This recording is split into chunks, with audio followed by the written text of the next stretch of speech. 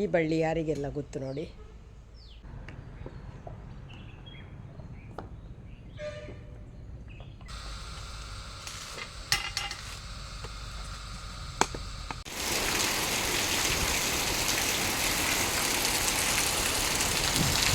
ವಿತಾ ಫ್ಯಾಮಿಲಿಗೆ ನಿಮಗೆಲ್ಲರಿಗೂ ಸ್ವಾಗತ. ಇವಾಗ ಗಂಟೆ 4 ಆಯಿತು, ಸಾಯಂಕಾಲದ ಟೀ ಕುಡ್ದಾಯಿತು. ಹಾಗೆಯೇ ಬೆಳಗ್ಗೆಯಿಂದ ಸ್ವಲ್ಪ ನಾನು ತೆಂಗಿನಕಾಯನ್ನು ಸುಳಿಲಿಕ್ಕೆ ಸ್ಟಾರ್ಟ್ ಮಾಡಿದ್ದೆ, ಆದರೆ ವೀಡಿಯೋ ಮಾಡಿರಲಿಲ್ಲ. ಈ ಸೆಕೆಗೆ ಎಂಥ ವೀಡಿಯೋ ಮಾಡೋದು ಅಂತ ಗೊತ್ತಾಗೋದಿಲ್ಲ, ಅಷ್ಟು ಜೋರು ಸೆಕೆ ಆಗ್ತಾಯಿದೆ. ಹಾಗೆ ಇವಾಗ ಸ್ವಲ್ಪ ಉಳಿದಿದೆ, ಬನ್ನಿ ನಿಮಗೆ ತೋರಿಸ್ತೇನೆ ಎಷ್ಟು ನಾನು ಸುಳಿದಿದ್ದೇನೆ ಅಂತೇಳಿ. ಹಾಗೆಯೇ ಅದಕ್ಕಿಂತ ಮೊದಲು ನನ್ನ ಚಾನಲನ್ನು ಇನ್ನೂ ಸಬ್ಸ್ಕ್ರೈಬ್ ಮಾಡಿದೆ, ನನ್ನ ವೀಡಿಯೋಸ್ ನೋಡ್ತಾ ಇದ್ದರೆ ಪ್ಲೀಸ್ ನನ್ನ ಚಾನಲ್ಗೆ ಸಬ್ಸ್ಕ್ರೈಬ್ ಮಾಡಿ, ಸಪೋರ್ಟ್ ಮಾಡಿ. ನೋಡಿ ಇಷ್ಟು ಸುಳಿದೆ, ಇನ್ನು ಇಷ್ಟು ಸುಳಿಲಿಕ್ಕಿದೆ. ಇದನ್ನು ಬೇಗನೆ ಸುಳಿಬೇಕು. ಇವತ್ತು ಸುಳಿದಾದರೆ ಮತ್ತೆ ಕಟ್ ಮಾಡಿ ರೆಡಿ ಮಾಡಿಟ್ರೆ ನಾಳೆ ಬೆಳಿಗ್ಗೆ ಒಣ ಹಾಕ್ಬೋದು ಅಂತೇಳಿ.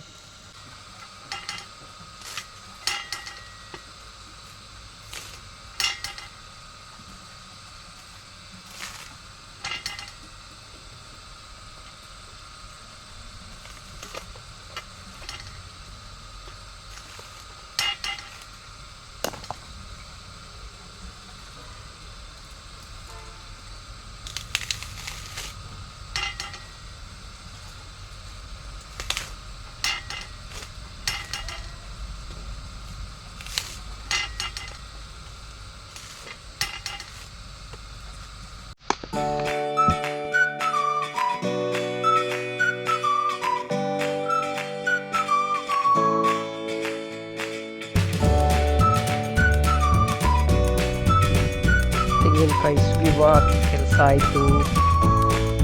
ಇಲ್ಲಿ ಚಿಕ್ಕದಿತ್ತು, ಅದಾಗಲಿಲ್ಲ. ತೆಂಗಿನಕಾಯಿನೆಲ್ಲ ಸುಲಿದಾಯಿತು. ಮತ್ತು ಇದನ್ನೆಲ್ಲ ಜಾಲಗಳು ಕೊಡಲೆಯಲ್ಲಿ ಕಟ್ ಮಾಡಿ ಹಾಕಿದ್ರು. ಹಾಗೆಯೇ ನೀರಿಲ್ಲ ಕಟ್ ಮಾಡಿ ಹಾಗೆಯೇ ಕೆಲವೊಂದು ಕಟ್ ಮಾಡಿದ್ದೇನೆ. ಇದರಲ್ಲಿ ನೀರಿನ ಬಸ್ ಏನಿಲ್ಲ, ಅದು ಬಿಡಲಿಲ್ಲ ಗರಟೆಯಿಂದ. ಈ ಬಟ್ಟೆಗೆ ಮತ್ತು ಇದು ಸ್ವಲ್ಪ ನೀರು ನಾಳೆ ಬೆಳಗ್ಗೆ ಬಿಸಿಲಿಗೆ ಹಾಕಲಿಕ್ಕಾಗುವಾಗ ಕಟ್ ಮಾಡಿ ಬಿಸಿಲಿಗೆ ಜನವರು ಕೊಡಲಿಯಲ್ಲಿ ಕಟ್ ಮಾಡಿದ್ದು. ಅಂದರೆ ಅದು ಸುಳಿಲಿಕ್ಕೆ ಆಗ್ತಿರಲಿಲ್ಲ, ಅಷ್ಟು ಗಟ್ಟಿ ಇತ್ತು. ಇವಾಗ ಬಟ್ಟೆಯಲ್ಲಿ ಹಾಕಿ ಒಳಗಡೆ ಇಟ್ಟಿದ್ದೇವೆ. ಈ ರಾತ್ರಿ ಒಂದು ನಾಯಿಯನ್ನು ಕೊಂಡೋಗ್ತಿತ್ತು. ಹಾಗೆ ಇವಾಗ ಇಷ್ಟು ಕೆಲಸ ಆಯಿತು. ತೆಂಗಿನಕಾಯಿಯನ್ನು ಸುಳಿಯುವ ಕೆಲಸ ಉಂಟಾಯಿತು. ಹಾಗೆ ಈ ಸಲ ಜಾಸ್ತಿ ಬೊಂಡೆಯಲ್ಲಿ ಸಿಗಲಿಲ್ಲ, ಯಾಕೆಂದರೆ ನಾವು ಜಾಸ್ತಿ ತೆಂಗಿನಕಾಯಿ ಕೊಯ್ದಾಗ ಅದನ್ನು ನಾವು ಆವಾಗಲೇ ಮಾರಿಬಿಟ್ಟಿದ್ದೇವೆ. ಯಾಕೆಂದರೆ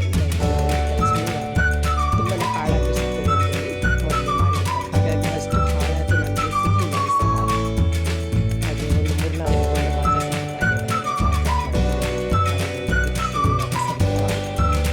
ಆಗಿತ್ತು. ಪಟ್ಟಿ ಸ್ವಲ್ಪ ಆಗಿದಷ್ಟು ಕಟ್ಟಿ ಮತ್ತೆ ನಾನು ಸುಳಿದೆ. ಹಾಗೆ ಇನ್ನೂ ಬರ್ತಿದ್ದು ಬೆಳಿಗ್ಗೆ ಕಟ್ಟಿ. Good morning friends. ನಿನ್ನೆ ಆಗ್ತಾ ಬಂತು. ಹಾಗೆ ನಿನ್ನೆ ಸ್ವಲ್ಪ ತೆಂಗಿನಕಾಯಿಯನ್ನು ಸುಳಿದು ಕಟ್ ಮಾಡಿ ಇಟ್ಟಿದ್ದೆ. ಇನ್ನು ಉಳಿದದನ್ನು ಇವಾಗ ಕಟ್ ಮಾಡಿ ಎಲ್ಲವರು ಒಣ ಹಾಕಬೇಕು. ಜಾಸ್ತಿ ಬಿಸಿಲು ಬರೋದಕ್ಕಿಂತ ಒಣ ಹಾಕಿದರೆ ಒಳ್ಳೆಯದು ಅಂತೇಳಿ.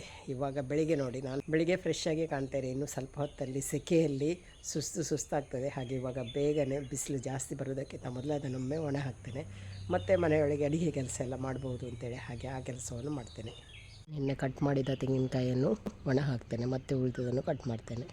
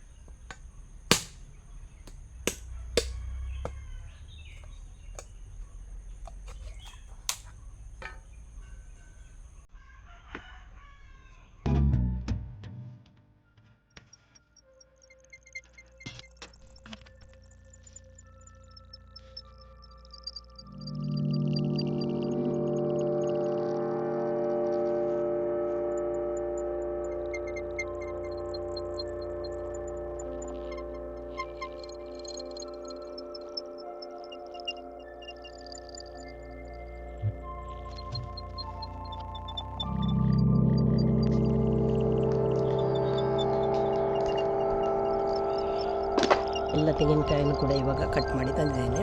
ಇದನ್ನು ಕೂಡ ಎಲ್ಲವನ್ನು ಇವಾಗ ಬಿಡಿಸಬೇಕು.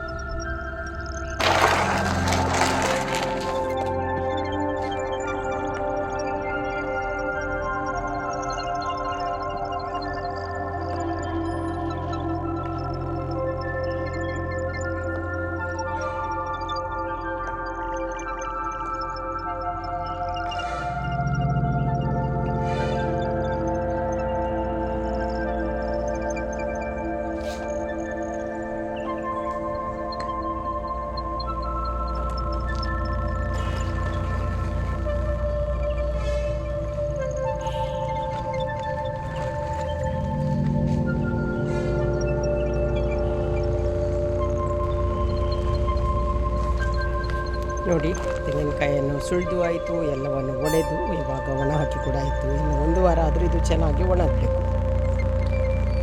ತೆಂಗಿನಕಾಯಿ ಕೆಲಸ ಒಂದಾಯಿತು. ಹಾಗೆ ಇನ್ನು ಪದಾರ್ಥಕ್ಕೆ ಕೂಡ ರೆಡಿ ಮಾಡಬೇಕು. ಹಾಗೆ ಸೋರೆಕಾಯಿ ಇದೆ, ಅದನ್ನು ಕೊಯ್ದು ತರಬೇಕು. ಹಾಗೆ ವೀಡಿಯೋದಲ್ಲಿ ಕೂಡ ಕೊಯ್ದಿದ್ದೇನೆ. ಮೊದಲಿಗೆ ಸೋರೆಕಾಯಿಯನ್ನು ಕೊಯ್ದು ತರ್ತೇನೆ.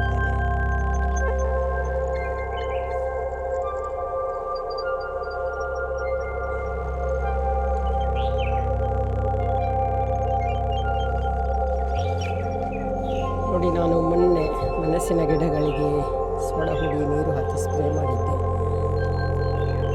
ಸ್ವಲ್ಪ ಸ್ಟ್ರಾಂಗ್ ಆಯಿತಾ ಏನೋ ಗೊತ್ತಿಲ್ಲ. ಈ ಥರ ಎಲೆ ಎಲ್ಲ ನೋಡಿ ಕಪ್ಪಗಾಗಿ ಹೋಗಿದೆ. ಹಾಗೆ ಇನ್ನೂ ಚಿಗುರೊಡೆದದ್ದು ಕರೆಕ್ಟಾಗಿ ಬರ್ತದೆ ಅಂತ ನೋಡಬೇಕು. ನೋಡಿ, ಇಲ್ಲೆಲ್ಲ ನೋಡಿ ಎಲ್ಲ ಕಪ್ಪಗಾಗಿ ಹೋಯಿತು.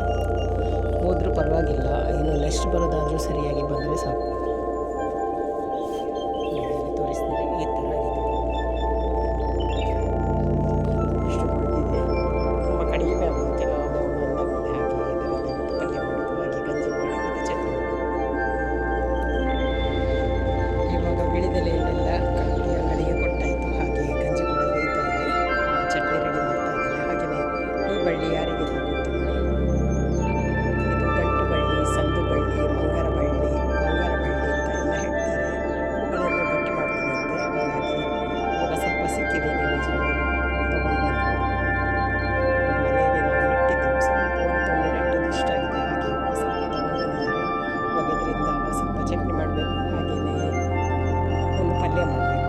ಹಾಗೆ ಇವಾಗ ಇದರಲ್ಲಿ ಬೆಳೆದದನ್ನು ಹಾಕೋದಿಲ್ಲ, ಸ್ವಲ್ಪ ಎಳತ್ತಾಗಿರುವುದನ್ನು ನಾನು ಪಲ್ಯ ಮಾಡ್ತೇನೆ. ಒಂದು ಸ್ವಲ್ಪ ಪಲ್ಯ ಮಾಡ್ತೇನೆ ಮತ್ತು ಒಂದು ಸ್ವಲ್ಪ ಚಟ್ನಿ ಮಾಡ್ತೇನೆ. ಹಾಗೆಯೇ ಇದನ್ನು ಹಾಕುವಾಗ ನೋಡಿ, ಇದರದ್ದು ನಾವು ಬೀನ್ಸಿದ್ದು ನಾವು ನಾರನ್ನು ಹೇಗೆ ತೆಗಿತೇವೆ ಅದರ ಹಾಗೆ ಇದರಿಂದ ನಾರನ್ನು ಕೂಡ ತೆಗಿಬೇಕು. ಹಾಗೆಯೇ ಇದನ್ನು ತೆಗೆಯುವುದಕ್ಕಿಂತ ಮೊದಲು ನಾವು ಕೈಗೆ ಸ್ವಲ್ಪ ಎಣ್ಣೆ ಹಾಕ್ಕೊಳ್ಬೇಕು. ಸ್ವಲ್ಪ ತುರಿಕೆ ಇರ್ತದಂತೆ. ಹಾಗಾಗಿ ನಾನು ಫಸ್ಟ್ ಟೈಮ್ ಮಾಡೋದು, ಬೇರೆಯವರ ವಿಡಿಯೋ ನೋಡಿ ನಾನು ಸ್ವಲ್ಪ ತಿಳ್ಕೊಂಡೆ. ಹಾಗಾಗಿ ಇದರಿಂದ ಮಾಡ್ತೇನೆ. ಎಳೆತಾಗಿರೋದು ತೊಗೊಳ್ತೇನೆ. ಜಾಸ್ತಿ ಬೆಳೆದದನ್ನು ನಾನು ಯೂಸ್ ಮಾಡೋದಿಲ್ಲ. ಇದೆಲ್ಲ ಸ್ವಲ್ಪ ಜಾಸ್ತಿ ಬೆಳೆದಿದೆ. ಹಾಗೆ ಸ್ವಲ್ಪ ಒಮ್ಮೆ ಮಾಡಿ ನೋಡೋಣ ಅಂತೇಳಿ ಹಾಗೆ ಮೊದಲಿಗೆ ಎಣ್ಣೆ ಹಾಕಿದ್ದನ್ನೆಲ್ಲ ಕ್ಲೀನ್ ಮಾಡಿ ಆದಮೇಲೆ ನಿಮಗೆ ತೋರಿಸ್ತೀನಿ.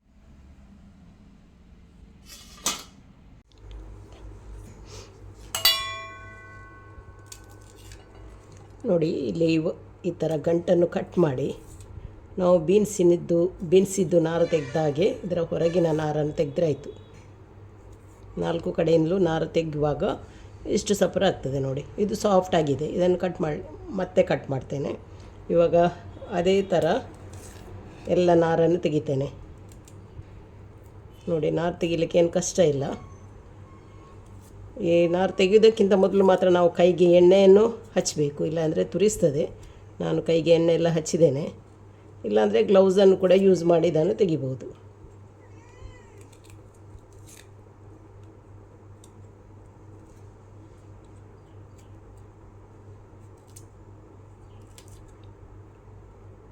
ಹಾಗೆ ಇವಾಗ ಎಲ್ಲವನ್ನು ತೆಗಿತೇನೆ. ಇನ್ನು ಸ್ವಲ್ಪ ಉಳಿದಿದೆ. ನೋಡಿ, ಎಷ್ಟು ಸ್ವಲ್ಪ ಸಿಕ್ಕಿತ್ತು, ಅಷ್ಟು ಬಳ್ಳಿ ಇತ್ತಲ್ವ. ನೋಡಿ, ತುಂಬಾ ಸಾಫ್ಟ್ ಆಗಿದೆ. ಹಾಗೆ ಇದನ್ನು ಚೆನ್ನಾಗಿ ಫ್ರೈ ಮಾಡಬೇಕು, ಯಾಕಂದರೆ ಇದು ತುರಿಕೆ ಇರ್ತದಲ್ವ. ಫ್ರೈ ಮಾಡಿದಾಗ ತುರಿಕೆ ಹೋಗ್ತದೆ. ಹಾಗೆಯೇ ಹುಣಸೆ ಹಣ್ಣನ್ನು ಹಾಕಬೇಕು. ಇವಾಗ ಇನ್ನು ಸ್ವಲ್ಪ ಹೊತ್ತಲ್ಲಿ ಇದರ ಪಲ್ಯ ಮಾಡ್ತೇನೆ. ನೋಡಿ, ಇಲ್ಲಿ ಒಂದು ಪಾತ್ರೆನ ಇಟ್ಟಿದ್ದೇನೆ. ಅದಕ್ಕೆ ಸ್ವಲ್ಪ ಎಣ್ಣೆಯನ್ನು ಹಾಕ್ತಾ ಇದ್ದೇನೆ. ಹಾಗೆ ಆ ಎಣ್ಣೆಗೆ ಒಂದು ನೀರುಳ್ಳಿಯನ್ನು ಕಟ್ ಮಾಡಿ ತೊಗೊಂಡಿದ್ದೆ, ಅದನ್ನು ಹಾಕ್ತೇನೆ. ಸ್ವಲ್ಪ ಮಾತ್ರ ಸಂದು ಬಳ್ಳಿ ಇರೋದು, ಹಾಗಾಗಿ ನಾನು ಸ್ವಲ್ಪ ಮೆಷರ್ಮೆಂಟಲ್ಲಿ ನೀರುಳ್ಳಿ ಹಾಗೂ ಟೊಮೆಟೊವನ್ನು ತೊಗೊಂಡಿದ್ದೇನೆ. ಇದು ಎಳೆತ್ತಾದರೆ ಅಷ್ಟು ತುರಿಕೆ ಬರೋದಿಲ್ಲ, ಇದು ಸ್ವಲ್ಪ ಬೆಳೆದಿದೆ ಹಾಗೂ ಎಳೆತ್ತು ಕೂಡ ಇತ್ತು, ಹಾಗೆ ಸ್ವಲ್ಪ ಕೈ ಜಾಸ್ತಿ ತುರಿಸ್ತದೆ. ಹಾಗೆಯೇ ಇದಕ್ಕೆ ಹುಣಸೆ ಹಣ್ಣು ನಾವು ಜಾಸ್ತಿ ಹಾಕ್ಕೊಳ್ಬೇಕಾಗ್ತದೆ.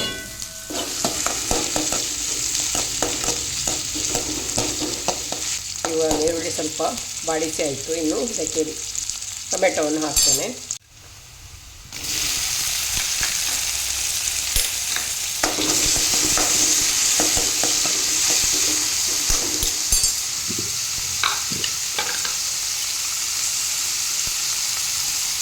ಇವಾಗ ಇದಕ್ಕೆ ಸ್ವಲ್ಪ ಉಪ್ಪನ್ನು ಹಾಕ್ತೇನೆ.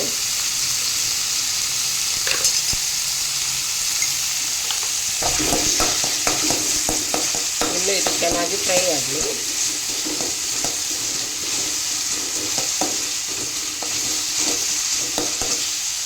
ನೋಡಿ, ಇವಾಗ ಇದು ಫ್ರೈ ಆದರೂ ಸಾಕು. ಇದಕ್ಕೆ ನಾನು ಅರಸಿನ ಹುಡಿ ಹಾಗೂ ಮೆಣಸಿನ ಹುಡಿಯನ್ನು ಹಾಕ್ತೇನೆ. ಸ್ವಲ್ಪ ಅರಸಿನ ಹುಡಿ, ಮೆಣಸಿನ ಹುಡಿ. ಕ್ವಾಂಟಿಟಿ ಸ್ವಲ್ಪ ಕಡಿಮೆ ಇರೋದ್ರಿಂದ ಎಲ್ಲವನ್ನು ಆ ಕ್ವಾಂಟಿಟಿಗೆ ಬೇಕಾದಷ್ಟು ಹಾಕಿದರೆ ಆಯಿತು. ಹಾಗೆ ಸ್ವಲ್ಪ ಮೆಣಸಿನ ಹುಡಿಯನ್ನು ಹಾಕಿದೆ.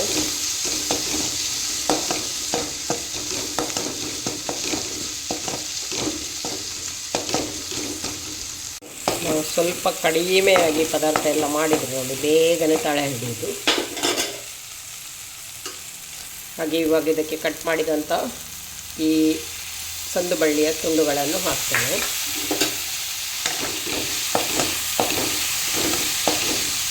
ಇನ್ನು ಇದು ಸ್ವಲ್ಪ ಬೇಯಬೇಕು. ಈ ಸಂದು ಬಳ್ಳಿಯನ್ನು ಹಾಕಿ ಆಯಿತು. ಹಾಗೆಯೇ ಅದಕ್ಕೆ ಮೇಯ್ನಾಗಿ ಬೇಕಿರೋದು ಹುಣಸೆ ಹುಳಿ ರಸ.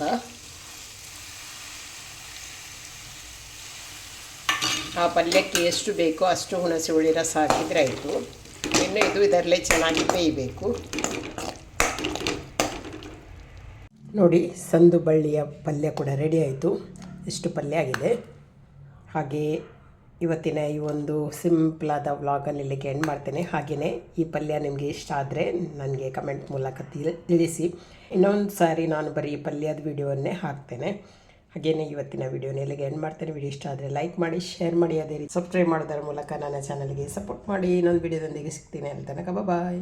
ರೂಪದಲ್ಲಿ ನೋಡಿ, ನಮ್ಮೂರಿಗೆ ಮಳೆ ಬರ್ತಾ ಇದೆ. ತುಂಬ ದಿವಸದಿಂದ ಮೋಡ ಆಗಿ ಇವತ್ತು ಒಂದು 10-15 ನಿಮಿಷದ ಮಳೆ ಬರ್ತಾನೆ ಇದೆ. ನೋಡಬೇಕು ಎಷ್ಟೊತ್ತು ಬರ್ತದೆ ಅಂತೇಳಿ. ಅಂಗಳದಲ್ಲೆಲ್ಲ ಫುಲ್ ನೀರು.